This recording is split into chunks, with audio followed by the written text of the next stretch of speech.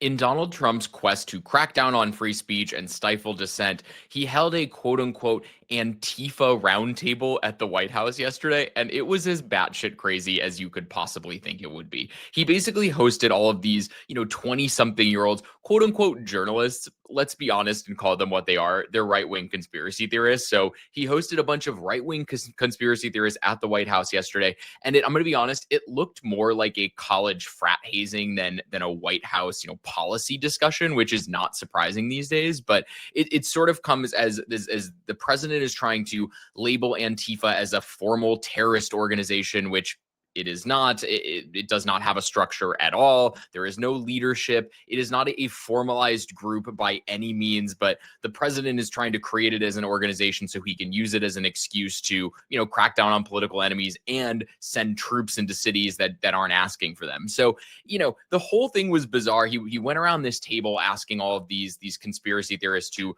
recount their experiences with Antifa and all of the research they've done over the years. And one of the funniest things that happened, it was all of these people, they would all start off their speeches with about their experience with, I promise I'm not crazy.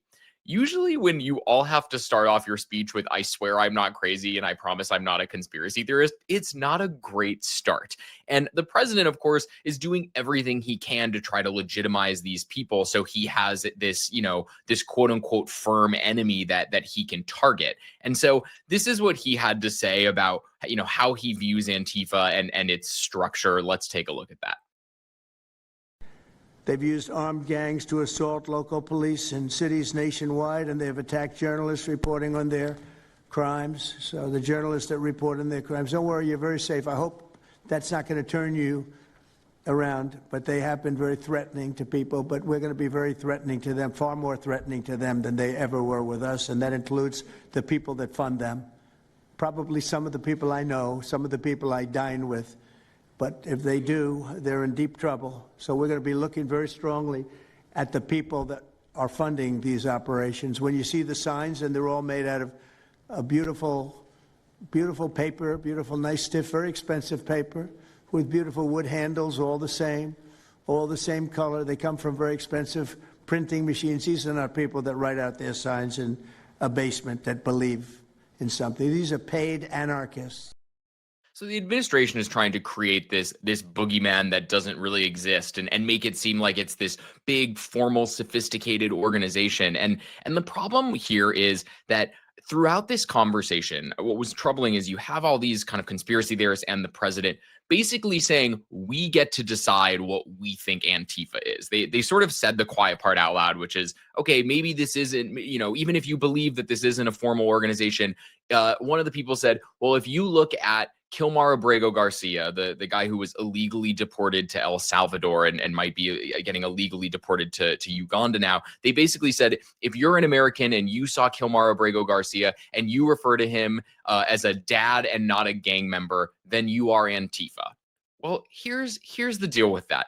Polling shows that I think like 2/3, it was like around 65% of Americans disapproved of how that Kilmar Abrego Garcia case was handled, and they didn't approve of his illegal deportation. So according to these people, does that make 2/3 of the country who disapproved of that Antifa?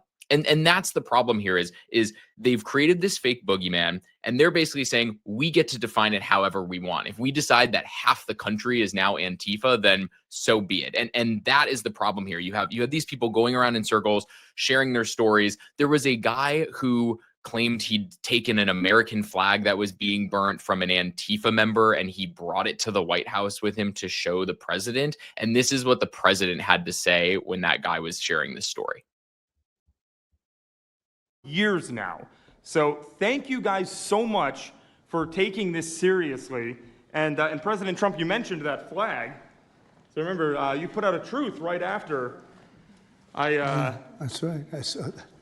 Took this flag from that man that was burning it in the street. I saw it. Do you know who he is? Oh yeah, I know exactly who it is. So why don't you give it to Pam? Give it to the Attorney General, and let's start prosecutions.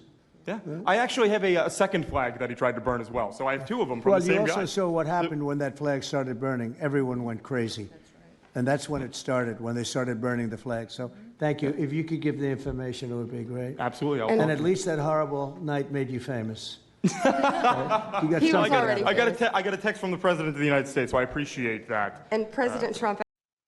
Can you imagine if Joe Biden, while he was hosting a bunch of young people at the White House, said, "Oh, send me the name and the photo of this person that you think did something wrong, and I will put my attorney general on it to go after them."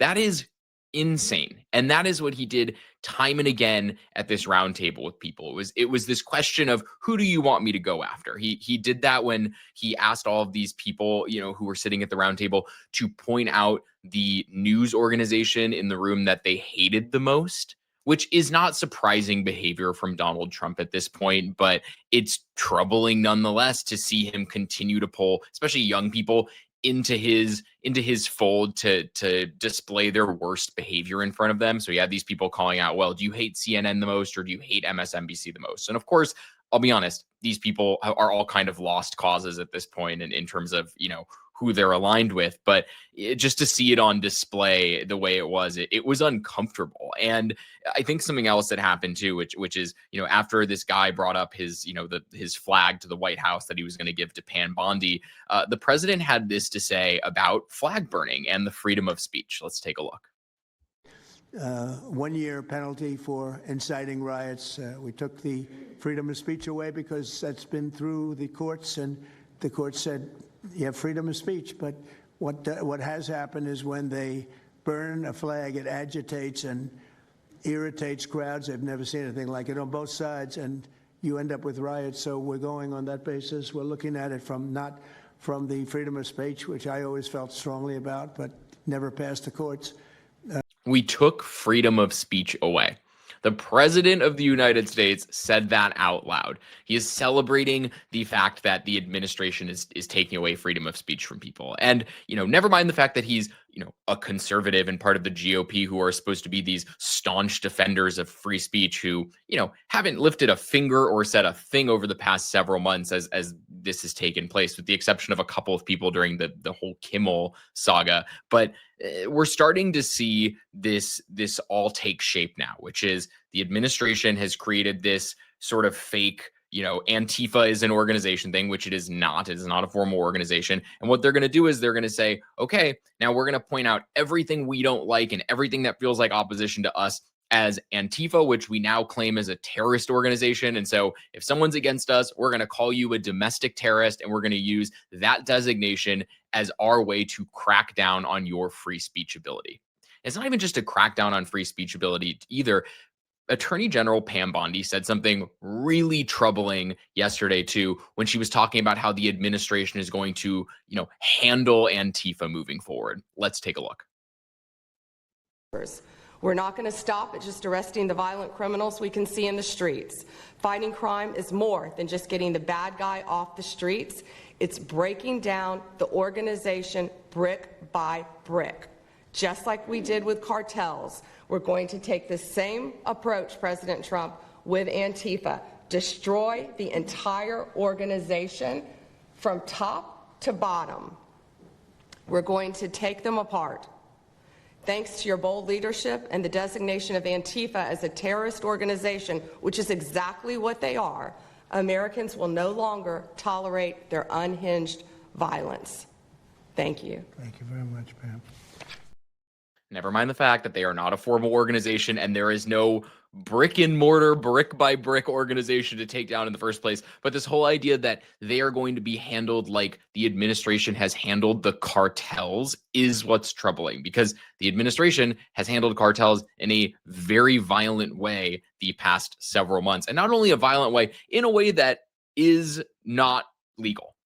With the way that they've bombed boats in the Caribbean Sea without the legal authority to do that, and without the actual, enough evidence to confirm that those boats they were bombing were legitimately cartels, they're going on and doing it anyway. And so if that is anything to go off of, that is basically Pam Bondi saying, we're just going to do what we want, even if it's legally questionable, and we're just going to go after people because what can you do about it? And this whole day yesterday was hard to watch because it was conspiracy theories one way and the administration legitimizing them at the same time, while also laying out a scary blueprint for what they're going to do to crack down on people moving forward. And mind you, the president, just on a lighter note, couldn't even stay awake during this whole meeting with these people. So I do want to take a look at that quickly as well.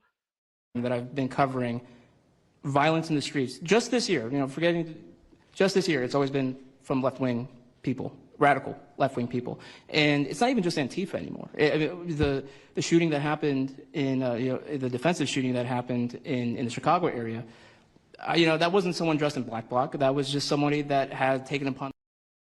So the president couldn't stay awake, and he eventually left the room after enough time because I think he got bored of it. But at the end of the day, this meeting was juvenile and unsettling, and it was about redefining dissent as criminal, which it is not. And America can handle debate. What it can't survive is a president turning paranoia and simple free speech into policy that cracks down on people's rights in the name of quote unquote patriotism. That is it for me today. If you liked what you saw, throw a like on this video, follow the Demwins Media YouTube channel, follow me at buildingthebench.substack.com, and we will keep bringing you the news as you need to see it. Thanks for watching.